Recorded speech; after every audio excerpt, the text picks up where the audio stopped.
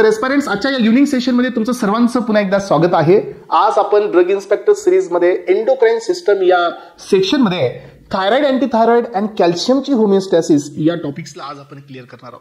तर एस्पायरंट्स, आपण पाहत आहोत या लेक्चर मध्ये थायरॉइड हॉर्मोनचं सिंथेसिस. तुम्हाला सर्वांना माहिती आहे की बॉडीमध्ये थायरॉइड हार्मोन हा कंट्रोल केला जातो पिट्युटरी ग्लॅन्ड. पिट्युटरी ग्लॅन्ड मधून सिक्रेशन होत असतं TSH. What is this? This is thyroid stimulating hormone. आणि TSH हा कुणाच्या अंडरमध्ये रिलीज होत असतो? TRH, and that is thyroid releasing hormone. Thyroid releasing hormone हा हायपोथॅलॅमस पासून रिलीज होतो. थायरॉइड रिलीजिंग हार्मोन हा या ठिकाणी पिट्युटरी ग्लॅन्ड, अँटेरियर पिट्युटरी ग्लॅन्ड मधून TSH ला रिलीज करतो.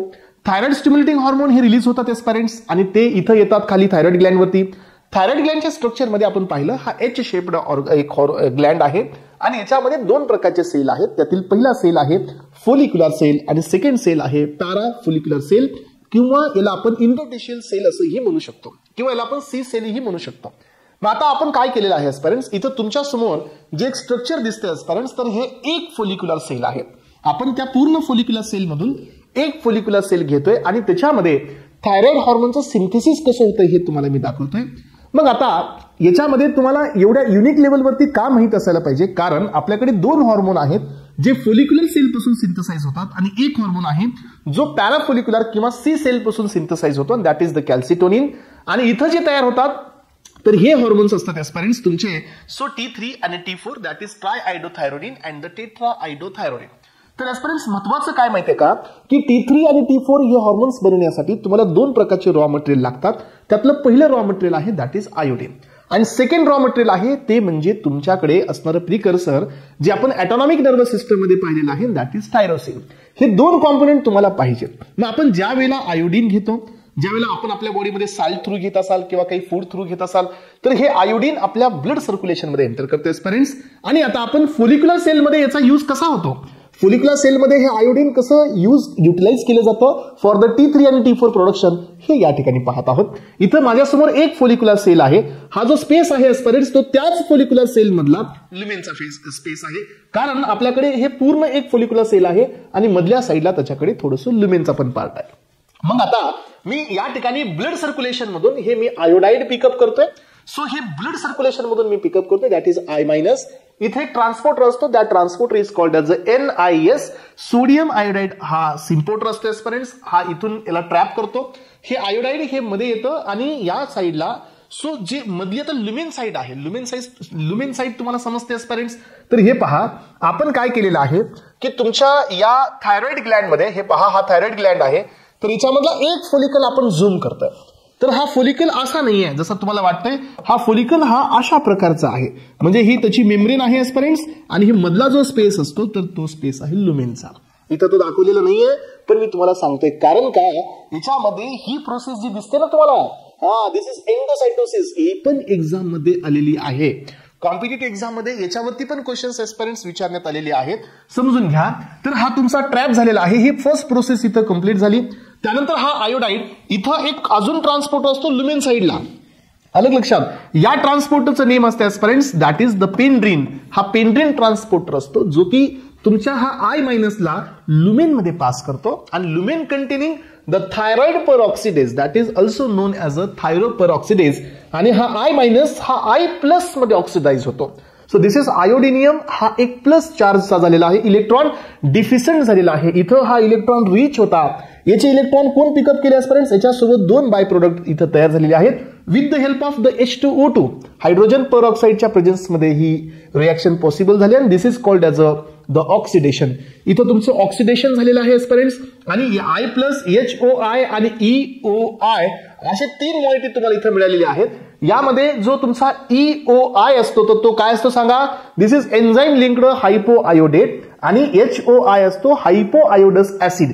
असे याचे दोन बाय प्रोडक्ट तुम्हाला मिळालेले आहेत. त्यासोबत एस्पायरंट्स याच ल्युमेन मध्ये तुमचा एक मॅक्रोमॉलिक्युलर प्रोटीन असतो. तुम्हाला माहित असू द्या, हा पण क्वेश्चन एक्झाम मध्ये आलेला आहे. सो मॅक्रोमॉलिक्युलर प्रोटीन असतो दॅट इज थायरोग्लोबिनिन.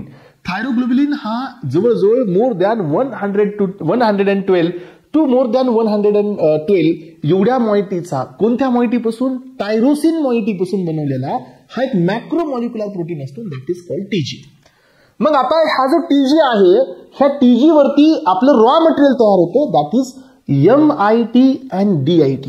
मग आतापर्यंतच्या रेकॉर्डमध्ये most of the candidates, so यांना हे कन्फ्युजन काय होतं की हे कुठं तयार होतात MIT DIT, कारण तरी याच्यामध्ये एक इम्पॉर्टंट स्टेप असते, that is the coupling reaction. So तुम्ही इथं पाहू शकता की माझ्याकडे हा MIT आहे, सेकंड वन हा माझ्याकडे DIT आहे. की हा तुमचा कोणता मॉइट आहे सांगा, हा आयोडीन काढला तर तुम्हाला लक्षात आलं की हा एक कार्बन, एक कार्बॉक्सिलिक ग्रुप आणि हा NH2 ग्रुप असतो.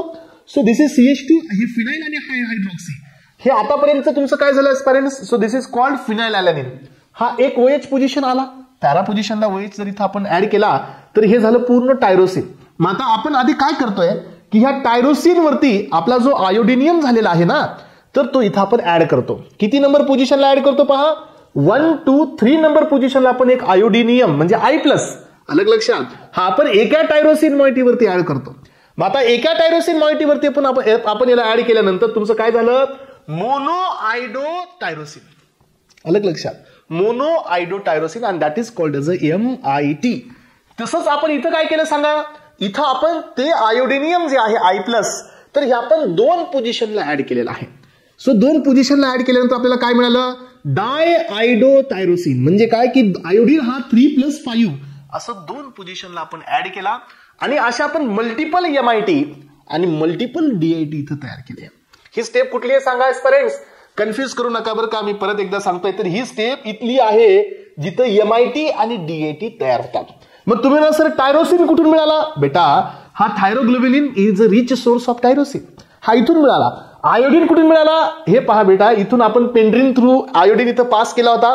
मग in presence of the thyro परऑक्सिडेजच्या प्रेझेन्स मध्ये हा ऑक्सिडाइज झालाय. आपल्याकडे हा आहे ना I+, तर हा I+, आणि याच्याकडून मिळालेला टायरोसिन, ह्या दोघांपासून आपण मल्टिपल MIT आणि मल्टिपल DIT बनवले.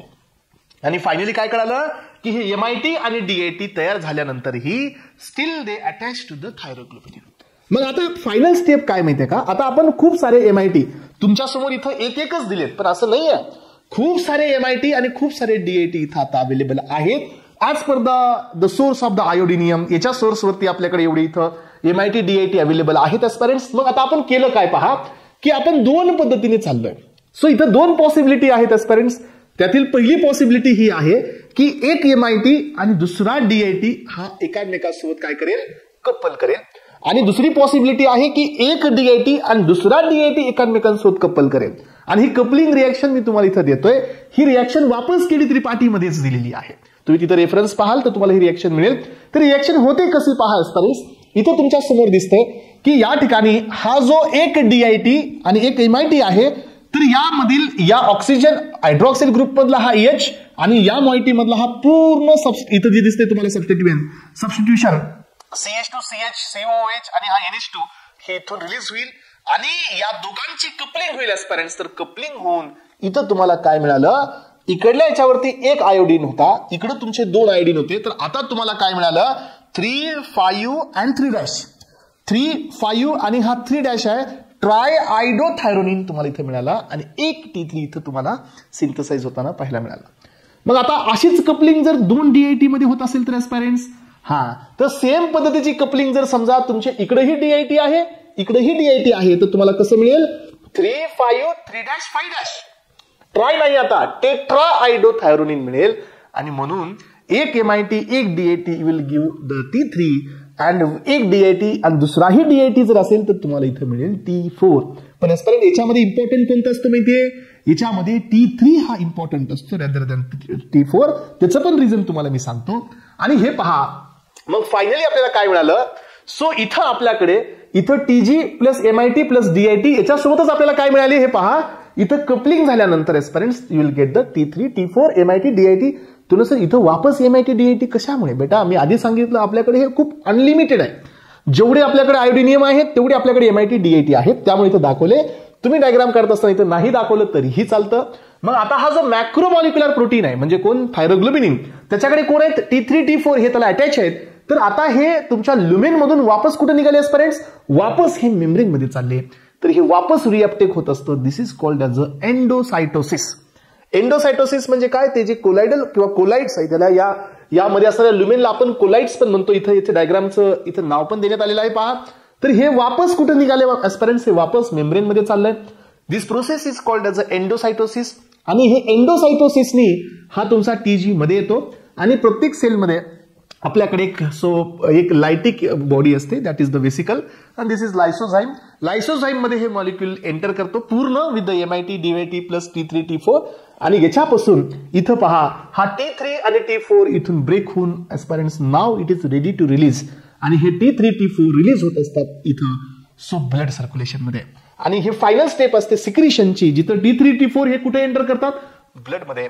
पण ऍस्पिरंट तुम्हाला मी सांगितलं होतं की T4 is less potent than the T3. त्यामुळे जेवढा T4 असतो तो वापस T3 मध्ये जातो. तर तुम्हाला माहिती आहे की जर तुम्हाला T4चं कन्वर्जन T3 मध्ये करायचं then you need to do only one thing. तुम्हाला काय करायचंय की 5 पोझिशनचा एक आयोडीन तुम्हाला काढून घ्यायचा आहे, 5' पोझिशनचा, आणि तो एन्झाईम असतो 5' डिआयोडिनेज नावाचा हा एन्झाईम असतो, जो की या T4 मधला एक आयोडीन रिलीज करतो, म्हणजे रिमूव्ह करतो. तर वापस तुम्हाला T4चं कन्वर्जन मिळतं T3 मध्ये, आणि हा T3 तुमच्या बॉडीमध्ये फार्माकोलॉजिकल इफेक्ट्स देतो. आणि सो हे आहे थायरॉइड हॉर्मोनचं सिंथेसिस. अशा पद्धतीने आपल्या बॉडीमध्ये थायरॉइड हॉर्मोन हा सिंथसाइज होतो. अलग लक्षामध्ये, जर हे सिंथेसिस एक्सेसिव्ह झालं, हे सिंथेसिस अनलिमिटेड झालं, आणि जर नॉर्मल रेंज आपण क्रॉस करत असाल तर मग आपल्याला कंडिशन पाहायला मिळते, दॅट इज हायपरथायरॉइडिझम. जर हे सिंथेसिस नॉर्मल पेक्षा कमी असेल तर आपल्याला कंडिशन पाहायला मिळते हायपोथायरॉइडिझम. पण जर ऍस्पिरंट्स हायपोथायरॉइडिझम होत असेल तर आपल्या बॉडीमध्ये तो फीडबॅक जातो, पुन्हा TSH रिलीज होतो, आणि वापस तो या ठिकाणी T3 T4चं जे काही प्रोडक्शन आहे तो मेंटेन करतो. पण जर आपल्या बॉडीमध्ये हायपरथायरॉइडिझम होत असेल तर ती कंडिशन आपल्याला या ठिकाणी काय करावं लागते सांगा, ती कंडिशन आपल्याला अँटागोनाइज करावं लागते बाय गिव्हिंग सम ड्रग्स. तर आपल्याला जर हे सिंथेसिस नको असेल, कोणत्या केसमध्ये नको असेल, ज्या वेळेला आपण सफर करतोय हायपरथायरॉइडिझम पासून, म्हणजे आपल्याला द्यावे लागणार आहेत अँटी थायरॉइड ड्रग्स. इथं आपल्याला कोणते ड्रग्स द्यावे लागणार आहेत, अँटी थायरॉइड ड्रग्स. मग आता अँटी थायरॉइड ड्रग्स हे कोणत्या कोणत्या पाथवेजवर काम करतील. पहिला काम करतील ऍस्पिरंट्स की ते ह्या आयोडीनची ट्रॅपिंग थांबवतील, म्हणजे इथं सोडियम आयोडाइडचा जो सिम्पोर्टर आहे तो इनहिबिट केला जाईल. त्यानंतर ऍस्पिरंट्स इथं जो ऑक्सिडेशन होत आहे थायरॉइड पर ऑक्सिडेज हा इनहिबिट केलं जाईल. त्यानंतर MIT DIT फॉर्मेशन ते इनहिबिट केलं जाईल. त्यानंतर ऍस्पिरंट्स कपलिंग रिएक्शन ती इनहिबिट केलं जाईल. त्यानंतर रिलीज इनहिबिट केलं जाईल. आणि फायनली दिस डिआयोडिनेशन, म्हणजे याला म्हणायचं peripheral conversion of the T4 to T3 आपण हेही इनहिबिट करतो. आणि या सगळ्या मेकॅनिझमनी आपण अँटी थायरॉइड ऍक्शनला इथं शो करणार आहोत. तर ऍस्पिरंट्स जेवढं मी तुम्हाला आता ओरली सांगितलंय ते सगळंच मी नोट्समध्ये दिलेलं आहे. सर्वच म्हणजे सर्वच, काहीच तुम्हाला ऍडिशनल करायची गरज नाहीये. या नोट्स मधून तुमच्या ह्या सगळ्या कॉन्सेप्टला तुम्ही क्लिअर करू शकता. आधी आपण थोडंसं इंट्रोडक्शन घेऊया, मग आपण पुढे जाऊया. हे पहा, थायरॉइड ग्लँड जो आहे तो आपल्या बॉडीमधला हा एंडोक्राइन मधला लार्जेस्ट आहे. अलग लक्षात, लार्जेस्ट एंडोक्राइन ग्लँड आहे. बटरफ्लाय शेप्ड याचं स्ट्रक्चर असतं ऍस्पिरंट्स, याला आपण H शेप्ड ही म्हणू शकतो. सो बायलोब्ड असतो, H शेप्ड असतो, याच्याकडे 2 लोब असतात, आणि हे दोन्ही लोब मध्ये कनेक्टर असतं, ज्या कनेक्टरनी हे अटॅच असतात. आणि this connector is called as a isthmus. तर याच्याने हे अटॅच असतं. त्यासोबत याच्यामध्ये 2 प्रकारचे सेल्स आहेत. मी तुम्हाला सांगितलं बी युनिक ऍस्पिरंट्स. सो 2 प्रकारचे सेल्स आहेत. त्यातील पहिला आहे फोलिक्युलर, तर सेकंड वाला आहे पॅराफोलिक्युलर, आणि यालाच आपण C सेल असंही म्हणू शकतो. सो T3 T4 या फोलिकल्स मधून तयार होतात, कॅल्सिटोनिन या पॅराफोलिकल्स मधून तयार होतो. आणि ऍस्पिरंट्स या लेक्चरचा एंड मिस करायचा नाहीये, कारण मी तुम्हाला सगळ्यात पॉवरफुल कॅल्शियमची होमिओस्टॅसिस आज देणार आहे. व्हिटॅमिन D, PTH आणि कॅल्सिटोनिन हे तिघजण आपल्या बॉडीवरती कॅल्शियमचं रेग्युलेशन करत असतात. हे सगळे पॉइंट्स आजच्या लेक्चरमध्ये तुम्हाला क्लिअर करून देणार आहे. हे पहा, thyroglobulin is a large glycoprotein. Each molecule of the thyroglobulin containing, मी तुम्हाला म्हणलं होतं पहा, 115 टायरोसिन मॉइटीज ह्या एका थायरोग्लोबुलिन सोबत असतात. T3 आणि T4 are a derivative of the tyrosine amino acids. तर हा क्वेश्चन एक्झाम मध्ये येत असतो. टायरोसिन हे एक अमायनो ऍसिड आहे आणि T3 T4 हे टायरोसिनचे प्रोडक्ट आहेत. त्यामुळे तुम्हाला सांगता आलं पाहिजे की अमायनो ऍसिड पासून कोणते हॉर्मोन्स तयार केले जातात. तर T3 T4 हे फेमस हॉर्मोन्स आहेत ऍस्पिरंट, जे की अमायनो ऍसिड टायरोसिन पासून याला आपण सिंथसाइज करतो. So plasma T1 of the T4 is 6 to 7 days and T3 चा जो प्लाझ्मा हाफ लाईफ असतो ऍस्पिरंट्स तो असतो 1 to 2 days. याचा अर्थ ऍस्पिरंट्स की हे 6 to 7 days लागतं याला टाइम म्हणजे ऍक्शन शो करण्यासाठी. याचा अर्थ हे खूप स्लोएस्ट ऍक्टिंग आहे. ह्याचं ड्युरेशन जास्त आहे पण पोटन्सी नाही आहे, त्याचं ड्युरेशन कमी आहे. पण T3 ची काय असते, पोटन्सी खूप जास्त असते. Aspirants thyroid secretes more T4 than the T3. बघा सिक्रेशन हे T4 चं जास्त आहे, म्हणूनच आपल्याला ब्लड मध्ये एंटर केल्यानंतर याचं पेरिफेरल कन्व्हर्जन करावं लागतं एस्पिरंट्स T4 to T3. सो कारण T3 ची पोटेन्सी जास्त आहे आणि T4 चं कॉन्सन्ट्रेशन जास्त आहे, त्यामुळे आपल्याला हे कन्व्हर्जन करावं लागतं. T4 is 15 times more tightly bound with the plasma. आणि तुम्हाला माहिती आहे की आपण 2 पॉईंट आतापर्यंत आपल्या बेसिक मध्ये समजून घेतलेले आहेत पेरेंट्स. त्यातला पहिला पॉईंट हा असतो की जो प्लाझ्मा प्रोटीन बाउंड असतो त्याचं ड्युरेशन ऑफ एक्शन खूप जास्त लॉंगर असतं. दुसरा पॉईंट काय असतो की जो प्लाझ्मा प्रोटीन बाउंड असतो तो फार्माकोलॉजिकली इनॅक्टिव्ह असतो. हा, तर या रिझनमुळे याचा ड्युरेशन ऑफ एक्शन म्हणजे खूप लॉंगर आहे पण याची पोटन्सी खूप जास्त या ठिकाणी नाहीये. त्यामुळे T3 is 5 times more potent than T4 आणि फास्टर ऍक्टिंग आहे. त्यामुळे याचा जो ड्युरेशन ऑफ एक्शन असतो तो या ठिकाणी कमी असतो, लक्षात ठेवा. सो यानंतर पहा पुढे येतो आपण सिंथेसिसकडे. सो लक्षात घ्या इथं तुम्हाला थायरॉक्सिन बाइंडिंग ग्लोबुलिन नावाचा एक प्रोटीन असतो. सो हा ग्लोबुलिन प्रोटीन सोबत बाइंड होत असतो, लक्षात घ्या. हा जो T3 T4 असतो यांची जी बाइंडिंग असते हे ग्लोबुलिन सोबत असते. यानंतर पहा सिंथेसिस मध्ये सो याच्या किती स्टेप आहेत मी तुम्हाला तिथं दिलेले आहेत. या सगळ्या स्टेप इथं आता मी इनलिस्ट केल्यात. डायग्रामॅटिक प्रेझेंटेशनचा प्रॉपर यूज करून ह्या सगळ्या तुम्हाला एक्सप्लेन करण्यात आलेल्या आहेत. यामध्ये thyroid hormones are synthesized and store into the thyroid follicles in following manners. त्यातील पहिलं आहे आयोडाईडचं अपटेक होणे, हे आपण पाहिलं. सो आयोडाईडचं अपटेक होते aspirants into the follicle via iodide transporter आणि हा असतो sodium iodide symporter, that is NIS. तर हा ब्लड मधून त्या आयोडाईडला पिकअप करतो म्हणजे हे ट्रॅपिंग करतो. सो पेंड्रिन हा एक दुसरा ट्रान्सपोर्टर असतो जो कुठल्या साईडला असतो, कोलाइड साईडला असतो. म्हणजे हा लुमेन साईडला असतो एस्पिरंट, जो याला आपण अपायकल मेम्ब्रेन पण म्हणू शकतो. ही मधल्या साईडची मेम्ब्रेन असते आणि हा आयोडाईड ट्रान्सपोर्ट होतो कुठं, कोलाइड्स मध्ये म्हणजे लुमेन मध्ये. अलग लक्षात सगळ्यांच्या, हे 2 ट्रान्सपोर्टर विसरू नका, कारण हे 2 ट्रान्सपोर्टर लक्षात आले तरच तुम्हाला ही पुढची सगळी मेकॅनिझम कळेल. यानंतरची नेक्स्ट स्टेप काय आहे, ऑक्सिडेशन. ऑक्सिडेशन होतं, oxidation of the iodide and its incorporation into the thyroglobulin catalysed by thyroperoxidase so into the iodinium. हे पहा I+ तयार झालेला आहे. Hypoiodous acid that is HOI हा एक बाय प्रोडक्ट आहे आणि एन्झाइम लिंक्ड हायपोआयोडेट हा पण एक बाय प्रोडक्ट असतो. असे हे तिघ जर आपण तयार होताना त्या डायग्राम मध्ये पाहिले. ऑक्सिडेशन झालं, आता होणार आयोडिनेशन. हा, तर एस्पिरंट ही स्टेप त्या डायग्राम मध्ये नव्हती पण मी तुम्हाला एक्सप्लेन करून दिली होती. Synthesis of MIT and DIT this is called as a iodination. जिथं काय होतं की एक आयोडीन हा 3rd पोझिशनला जातो फॉर्मिंग अ मोनो आयोडोटायरोसिन आणि 2 आयोडीन हे 3+5 पोझिशनला जातात आणि forming the DIT that is diiodotyrosine. आणि आयोडिनेशननी काय मिळालं, MIT प्लस DITचं सिंथेसिस इथं आपल्याला पाहायला मिळालं एस्पिरंट्स. याच्यानंतर होणार आहे कपलिंग. हा, तर एस्पिरंट्स कपलिंग होणार आहे. Coupling reaction is catalysed by वापस तोच एन्झाइम आहे that is thyroid peroxidase. DIT combine with the DIT to form the T4 and 1 MIT combine with the 1 DIT will form the T3. So आता ह्या जेवढ्या step आहेत aspirants, 1st number, 2nd number, 3rd number, 4th number आणि 5th number, ह्या सगळ्या step stimulate केले जातात TSH ने. आणि हे स्टिम्युलेशन किती टाइम असतं माहिती आहे, हे स्टिम्युलेशन असतं 100 टाइम्स. म्हणून ज्या वेळेला आपल्या बॉडीमध्ये थायरॉइडचे जे हॉर्मोन्स आहेत यांचं कॉन्सन्ट्रेशन क्रिटिकल कॉन्सन्ट्रेशन पेक्षा जर डाऊनला जात असेल एस्पिरंट्स तर हा इमिडिएटली TSH रिलीज होतो आणि ही प्रोसेस ऍक्टिव्हेट करतो. जर आपल्याकडे ऑलरेडी T3 T4 खूप जास्त सिंथेसाइज झाले असतील एस्पिरंट्स, मग मात्र आपल्याला या TSH ला ब्लॉक करावं लागतं किंवा ह्या सगळ्या स्टेप आपल्याला स्टॉप कराव्या लागतात. आणि यानंतर एस्पिरंट्स काय झालेलं आहे, एंडोसायटोसिस. एंडोसायटोसिस म्हणजे काय की आता बाहेरून हे मध्ये जायचंय. दिस इज नॉट द एक्झोसायटोसिस. परत एकदा लक्षात ठेवा, हे एक्झामला आलेला क्वेश्चन आहे. ही एंडोसायटोसिस आहे, एक्झो नाही. त्यामुळे एंडोसायटोसिस काय होते, the vesicles then fuse with the lysosome. हा मध्ये येतो, मग तो लायसोझोम मध्ये जातो जो की प्रोटिओलायटिक एन्झाईम त्याच्यामध्ये असतात. सो आणि थायरोग्लोबुलिन पासून T3 T4 हे रिलीज होतात एस्पिरंट्स.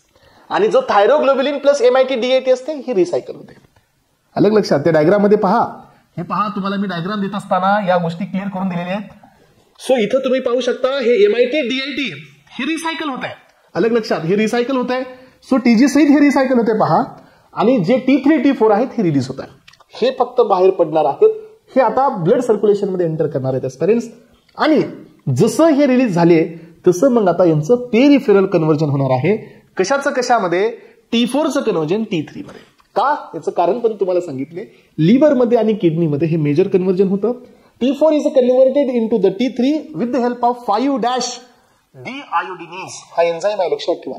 या एन्झाईमच्या हेल्पनी तो 5' पोझिशनचा एक आयोडीन काढला जातो आणि DIT आणि सेकंड DIT मध्ये सो जो T4 असतो तो T3 मध्ये कन्वर्ट होतो.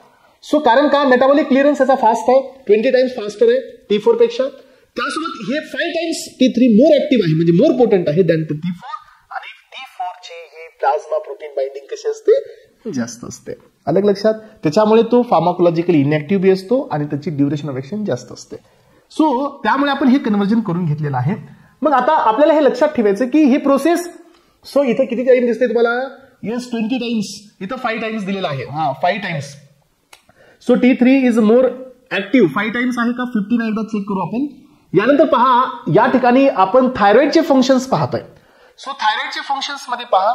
सो मी तुम्हाला सांगितलं की आपल्या बॉडीमध्ये काही एंडोजिनस सबस्टन्सेस आहेत. सो जिथं हे ऍक्टिव्हेशन या ठिकाणी करायला पाहिजे जर हायपोसिक्रेशन होत असेल तर, आणि याला ऍक्टिव्हेट इनहिबिट करायला पाहिजे जर हे सिक्रेशन हायपरला जात असेल तर. ह्या दोन कंडिशन आहेत पेरेंट्स. एक तर हे तुमचं आपल्याला हे डिपेंड आहे की आपण कोणत्या सिच्युएशन मधून सफर करतोय.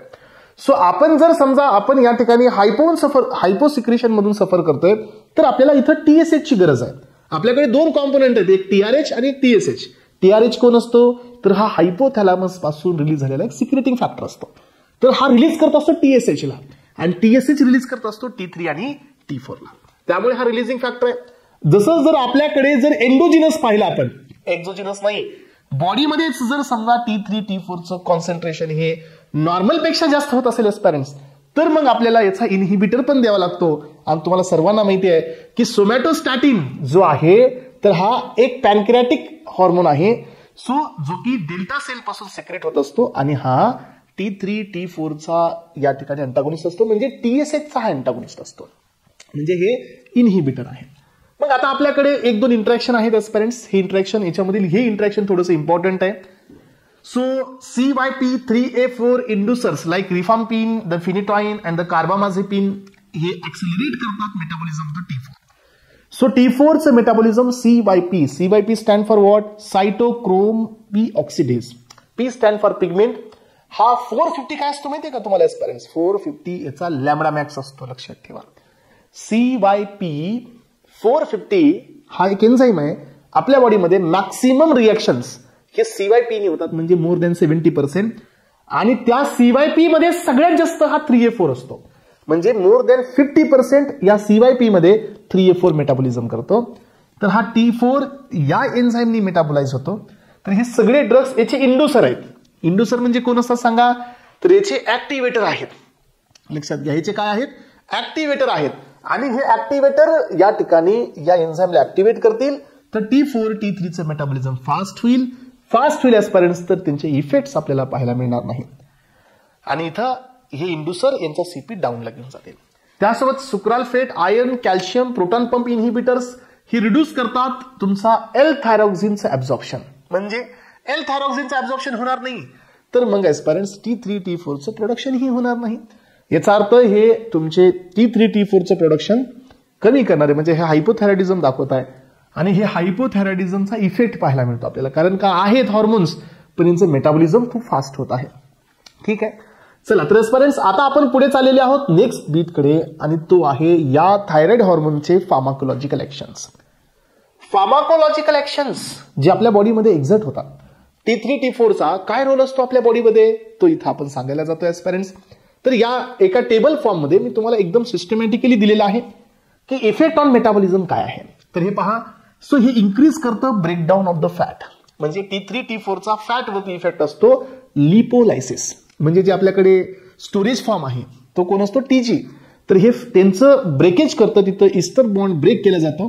तर आपल्याला फ्री फॅटी ऍसिड्स इथं या ठिकाणी रिलीज होताना पाहायला मिळतात. कार्बोहायड्रेट, हे पहा, कार्बोहायड्रेटचं पण या ठिकाणी हा इथं ग्लायकोजनला इथं ब्रेकडाऊन करतो. ग्लायकोजनला ब्रेकडाऊन केल्यानंतर इथं तुम्हाला इन्क्रीज होतो glucose concentration, and that is the hyperglycaemia. प्रोटीनचं पण ब्रेकडाऊन होतं एस्पायरन्स. आणि प्रोटीन ही आपल्या बॉडीमध्ये बिल्डिंग ब्लॉक्स असतात.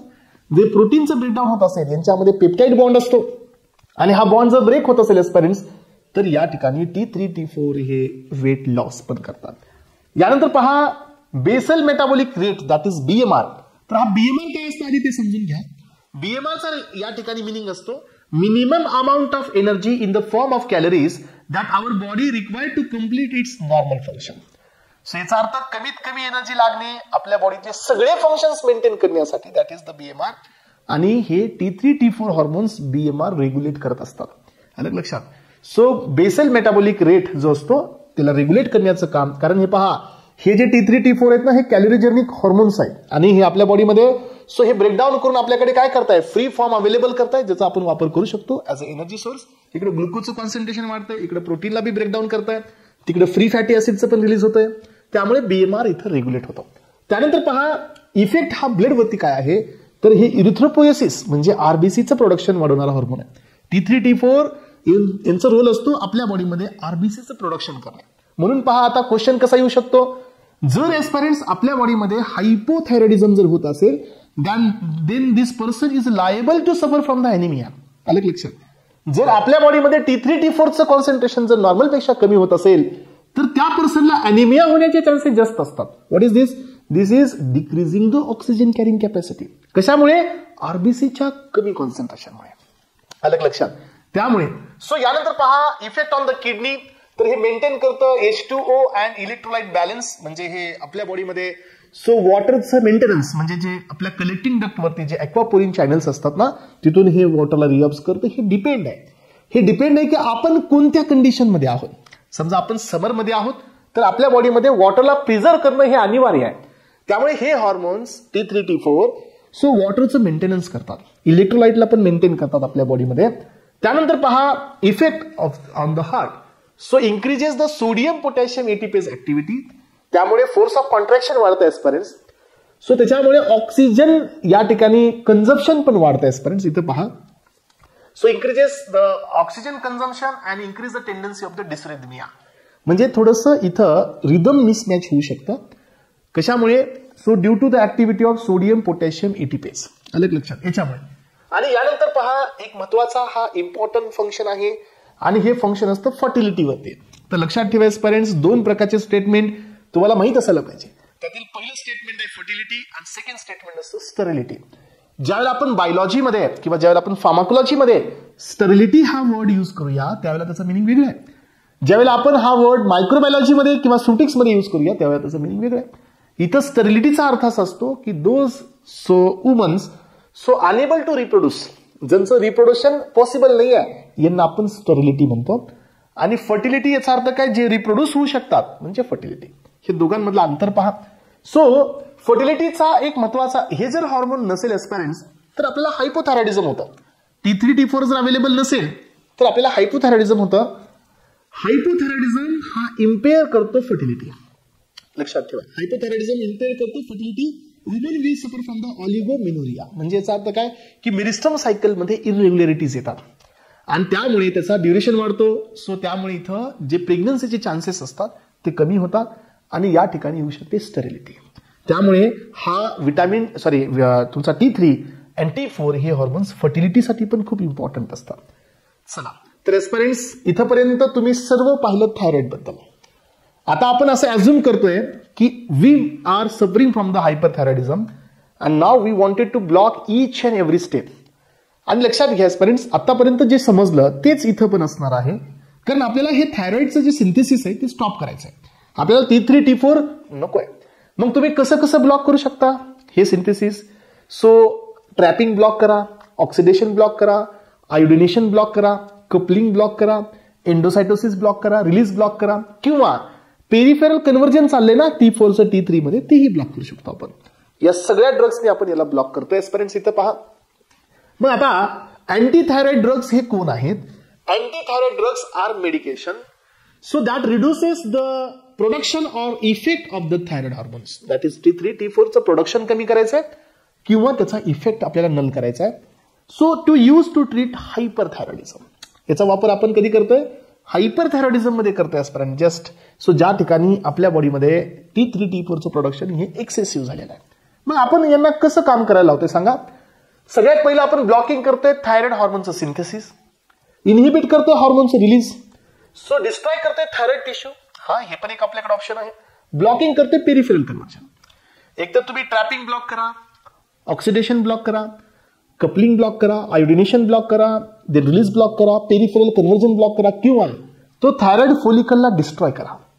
ही पण आपल्याकडे एक पॉसिबिलिटी असते की आपण तो थायरॉइड फोलिकल पण डिस्ट्रॉय करू शकतो. एस्पिरंट्स, आपल्याकडे आयोडीनचे आयसोटोप्स असतात. आयोडीन 131 आयसोटोप आपण वापरतो जेणेकरून आपण थायरॉइड फोलिकलला डिस्ट्रॉय करतो, जेणेकरून T3 T4चं प्रोडक्शन हे होऊच नाही. आलं लक्षात? तर मग आता इथं पहा, सगळ्यात महत्वाचं आहे क्लासिफिकेशन. किती स्टार द्याल या क्लासिफिकेशनला? माझ्या तर अकॉर्डिंगली याला तुम्ही 5 स्टार द्या, कारण मॅक्सिमम टाइम जेवढ्या वेळेला क्वेश्चन आलाय तो क्लासिफिकेशन मधूनच आलेला आहे. सो यामध्ये पहिला आहे इनहिबिट करणे पर ऑक्सिडेज. अलग लक्षात. सो इनहिबिट करणे पर ऑक्सिडेज. पर ऑक्सिडेज कुठे होता सांगा? ऑक्सिडेशन मध्ये. आपण त्याला इनहिबिट करतोय. मग आपल्याकडे त्याच्यासाठी 3 ड्रग आहे. त्यातील पहिला आहे प्रोपिल युरॅसिल, सो थायोयुरॅसिल. सेकंड ड्रग आहे मेथिमॅझोल अँड थर्ड ड्रग आहे कार्बिमॅझोल. हे 3 ड्रग आहेत एस्पिरंट्स जे सो थायरोपर ऑक्सिडेजला इनहिबिट करतील इन प्रेझेन्स ऑफ H2O2. जे आयोडाईडचं कन्वर्जन आयोडिनियम मध्ये होतं ते आपण इथं ब्लॉक करतोय बाय गिव्हिंग दीज ड्रग्स. यानंतर पहा, सेकंड ड्रग आहे आपण ट्रॅपिंग पण ब्लॉक करू शकतो. मध्ये एंटर होते ना ते सोडियम आयोडाइड्स इम्पोर्टर, आपण त्यालाही ब्लॉक करतो. हे पहा, थायोसायनेट हे पहिले एक्झाम्पल आहे, परक्लोरेट हे सेकंड एक्झाम्पल आहे, अँड नायट्रेट हे थर्ड एक्झाम्पल आहे. Aspirants, by giving this 3 drugs so आपण आयोडाईडची ट्रॅपिंग म्हणजे पहिली स्टेप आपण इथं ब्लॉक करू शकतो. यानंतर पहा, सो आपण एस्पिरंट्स इथं रिलीज जे आहे तर ते आपण इथं ब्लॉक करतोय. Inhibit release and inhibit the proteolysis. Iodine देऊन, iodides of the sodium and potassium हे देऊन किंवा ऑर्गॅनिक आयोडाइड्स देऊन पण आपण या ठिकाणी त्या प्रोसेसला काय करू शकतो? ब्लॉक करू शकतो. हे एक प्रकारचा फीडबॅक मेकॅनिझम आहे एस्पिरंट्स. हे काही मेजर ड्रग नाही आहेत, हे ॲडज्युएंट टाईपचे ड्रग्स आहेत. अलग लक्षात. हा मेजर क्लास आहे, सगळ्यात मेजर तर हा क्लास आहे ज्या मेकॅनिझमने आपण ही प्रोसेस स्टॉप करतोय, कारण सगळ्यात मेन एन्झाईम बी हाच आहे किंवा सगळ्यात मेन स्टेप बी तेच आहे. कुठली? पर ऑक्सिडेज या एन्झाईमची मेन स्टेप असते. आपण त्याला ब्लॉक करायचा प्रयत्न करतोय, डिस्ट्रॉय करतोय थायरॉइड टिश्यूज. जर हे केस कंट्रोलच्या बाहेर जात असेल एस्पिरंट्स तर मग आपण रेडिओ आयसोटोप्स देऊन याला आपण डिस्ट्रॉय बी करू शकतो. थायरॉइडचे फोलिकल्स आपण डिस्ट्रॉय करतो. रेडिओ ऍक्टिव्ह आयोडीन्स, आयोडीन 131, आयोडीन 125 आणि आयोडीन 123 हे 3 प्रकारचे आयसोटोप्स आपण यूज करून याला डिस्ट्रॉय करण्याचा प्रयत्न करतोय. आणि फायनली एस्पिरंट्स ही पण एक इम्पॉर्टंट स्टेप आहे. सो पेरिफेरल कन्वर्जन इनहिबिटर्स म्हणजे काय? T4चं कन्वर्जन जे T3 मध्ये होते तेही आपण इनहिबिट करतोय, कारण आपल्याला T3 नको आहे. येस, कारण T3 हा मोस्ट पोटंट आहे. आणि आता आपण कोणत्या कंडिशन पासून सफर करतोय? सो आपण सफर करत आहोत हायपरथायरॉइडिझम पासून, म्हणून आपल्याला ही स्टेप नको आहे. सो 5' आयोडिनेज इनहिबिटर्स असतात हे पहा. Propyl thiouracils has 2 actions. पहिली ऍक्शन कोणती? So thyroperoxidase inhibitor. प्रोपिल थायोयुरॅसिलला सेकंड ऑप्शन कोणती आहे? 5' आयोडिनेज इनहिबिटर. अशा याच्यात 2 ऍक्शन असतात. प्रोपेनेनॉल तुम्हाला माहिती आहे ऑटोनॉमिक नर्वस सिस्टम मध्ये आपण दिला होता. हा नॉन सिलेक्टिव्ह बीटा ब्लॉकर आहे. ऍडिशनली याला ही पण ऍक्शन आहे. आयपोडेट पण आहे एस्पिरंट्स. कॉर्टिकोस्टेरॉइड्स आहेत आणि अमिओडेरॉन. तर एस्पिरंट्स हा एक ड्रग आहे, अँटी अरेथमिक क्लासिफिकेशन मध्ये दिला होता. तर तिथून हा ड्रग येतो. याच्याकडे आयोडीन असतं, लक्षात ठेवा.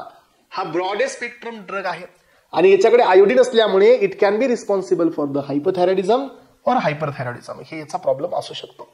सो यानंतर पहा, आपण इथं आयोडिनेशन आणि कपलिंग रिएक्शन पण इनहिबिट करतो. लक्षात ठेवा, आयोडिनेशन आणि कपलिंग रिएक्शन पण इनहिबिट करतोय बाय गिव्हिंग द सल्फोनामाइड्स. तर हे ड्रग्स तुमच्या विकास सेटमध्ये नाही आहेत, त्यामुळे लक्षात ठेवा. आयोडिनेशन आणि कपलिंग आपण सल्फोनामाइड्स आणि पॅरा अमायनो सॅलिसिलिक ऍसिड्स देऊन आपण त्या 2 स्टेपला इनहिबिट करू शकतो एस्पिरंट्स. आणि हे सगळे ड्रग्स आतापर्यंत आपण पाहिलेले आहेत. सो थायरॉइड हॉर्मोनचे synthesis inhibitors, so trapping inhibitors, peripheral conversion inhibitors आणि हे सगळे कलेक्टिव्हली अँटी थायरॉइडचे ड्रग्स आहेत. यामध्ये मग आता आपण इंडिव्हिज्युअल ड्रग्सकडे चाललोय. काही एक बीट आपल्याला याच्यातून मिळू शकतो. Produce by the cabbage, cigarette smoke. Thiocyanates पहा, सोडियम नायट्रोप्रोसाइड पासून पण हा तयार होत असतो. Causes the liver, kidney, bone marrow आणि ब्रेन टॉक्सिसिटी. एवढ्या सगळ्यांना हे टॉक्सिसिटी देतो, त्यामुळे हा डेंजरस आहे, कारण याच्याकडे सायनाइड आहे. थायोसायनेट आहे हा, लक्षात घ्या. परक्लोरेट आहे 10 times more potent than the thiocyanate. जो हे दोन्ही पण कुणाचे ब्लॉकर आहेत? NIS. सोडियम आयोडाईड सिम्पोर्टरचे ब्लॉकर्स आहेत हे दोन्हीही. So while nitrate is very weak, aplastic anaemia आणि अग्रॅन्युलोसायटोसिस यांचे साईड इफेक्ट आहेत. आता आपल्याकडे सिंथेसिस इनहिबिटर मध्ये दोन आहेत. एक आहे प्रोपिल थायोयुरेसिल आणि सेकंड वन आहे कार्बिमॅझोल. तर एस्पिरंट्स मी याचं जे डिफरन्सिएशन तुमच्या समोर दिलंय हे थोडंसं जाणून बुजून दिलेलं आहे. याचं कारण बी आहे, कारण यांच्यामध्ये याला दोन ऍक्शन आहेत, याला एकच आहे, पण याच्याकडे एक वेगळी क्वालिटी आहे जी याच्याकडे नाही आहे. काय आहे ते पण तुम्हाला सांगतो. दोघांची मेकॅनिझम ऑफ ऍक्शन एकच आहे, पण याला ऍडिशनल वेगळी मेकॅनिझम आहे. हे पेरिफेरल इनहिबिटर पण आहे, पण एस्पिरंट्स लक्षात घ्या याचा कुठलाच ऍक्टिव्ह मेटाबोलाइट नसतो, पण याचा ऍक्टिव्ह मेटाबोलाइट असतो आणि दॅट इज मेथिमॅझोल. त्यामुळे या दोघांवरती क्वेश्चन येतो, अलग लक्षात. सो याच्याकडे 5-D आयोडिनेज ही प्रोसेस इनहिबिट करण्याची ऍक्शन आहे, पण याच्याकडे ही ऍक्शन नाही आहे. सो याचा कुठलाच ऍक्टिव्ह मेटाबोलाइट नाही आहे, पण याचा ऍक्टिव्ह मेटाबोलाइट आहे मेथिमॅझोल. त्यानंतर पहा, सो हा प्रेग्नन्सीमध्ये यूज आहे, लॅक्टेशन मध्ये पण आहे, हा नाही आहे, हे कॉन्ट्राइंडिकेट आहे. चला, याचा साईड इफेक्ट आहे हेपॅटोटॉक्सिसिटी, लिस्ट विथ द मेथिमॅझोल, अलग लक्षात. तर हे पहा एस्पिरंट्स, हायपोथायरॉइडिझम हे प्रेग्नन्सीमध्ये कॉन्ट्राइंडिकेट आहे. जर असं होत असेल तर बेसल मेटाबॉलिक रेट हा लो होतो, लो कॅलरिक कंडिशन होते आणि जे डेव्हलपिंग फिटस आहे त्याची ग्रोथ स्टंट होते, म्हणजे स्टॉप होते. सो त्यामुळे प्रेग्नन्सीमध्ये क्रिटिनिझम होऊ शकतं, द्यायचं नाही. मेंटल रिटार्डेशन पण होऊ शकतं, लो इंटेलिजन्स पण येतो, ॲबनॉर्मल स्किन पण होते. यानंतर ॲम्युडेरॉन हा रिच असतो आयोडीन सोबत, हा पण या ठिकाणी थायरॉइडची ज्यांची हायपो किंवा हायपरची कंडिशन आहे तिथं द्यायचा नाही, because it can be show hyperthyroidism किंवा हायपोथायरॉइडिझम. त्यानंतर पहा, सो हायपरथायरॉइडिझम हे रिस्क आहे in case of the angina, कारण हे ऑक्सिजनचं कंझम्पशन वाढवत आहे. अरिथमियामध्ये पण कॉन्ट्राइंडिकेट आहे एस्पिरंट्स, इव्हन अ कार्डियाक फेल्युअर. त्यानंतर पहा, तुम्हाला माहित असू द्या की हा जो T3 T4 असतो याचा सगळ्यात मोठा ड्रॉबॅक अजून एक आहे एस्पिरंट्स, आणि तो असतो बोनवरती. So T3 T4 is responsible for the bone resorption. हे जे दोन जे असतात ना, हे बोनचं रिझॉर्प्शन करतात. रिझॉर्प्शन समजतं की बोन मधील कॅल्शियम हे रिलीज होतं ब्लडमध्ये, आणि बोन इज बिकम किंवा bones are become brittle, that is osteoporosis. त्यामुळे जर हायपर कंडिशन होत असेल तर ऑस्टिओपोरोसिस होण्याचे चान्सेस पण इथं असतात T3 T4 मध्ये. तर एस्पिरंट्स, इथंपर्यंत आपण पाहिलं थायरॉइड, अँटी थायरॉइड, आणि हा पार्ट इथं क्लिअर झालेला आहे.